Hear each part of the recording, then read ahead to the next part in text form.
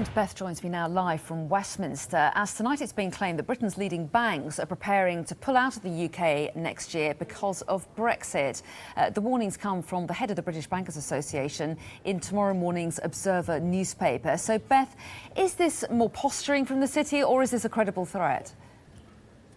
I think there will be huge concern about this. We know there's huge concern about this actually in the Treasury about the City of London and the prospects for the City of London, depending on what sort of Brexit deal Theresa May gets. There was a report out earlier this month by City UK. It's a lobby group, but it was done by independent consultants, warning that the City of London could lose up to 71,000 jobs and 10 billion in tax revenues could be lost if severe restrictions on trade take place in that Brexit deal. Now, the warning comes from Anthony Brown. He's the chief executive of the BBA, the British Bankers Association, the trade group for banks in the city. And he said most international banks now have project teams working out which operations they need to move to ensure they can continue servicing customers, the date by which this must happen,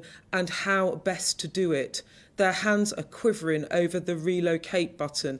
The big issue here is the single market. Membership of the single market is crucial to banks because of what is called passporting services. And this is where all UK-based banks are allowed to sell financial services across 28 member states of the EU from London because we are a member of the single market and because of these passporting rights. Many US investment banks base themselves in London as a global financial centre because of access to the single market.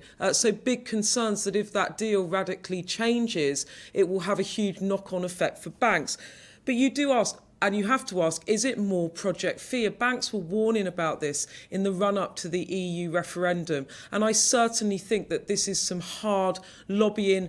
Banks are doing it in private with Philip Hammond, the Treasury with Sadiq Khan, there's the London Mayor in City Hall, but they're now doing it publicly too.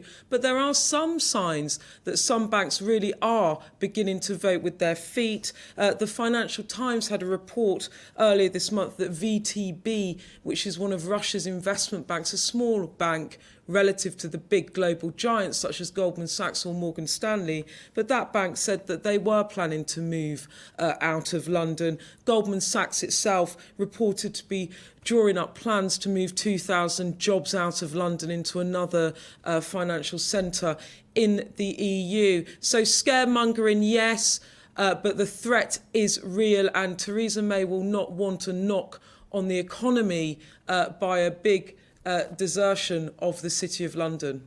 Beth, thank you.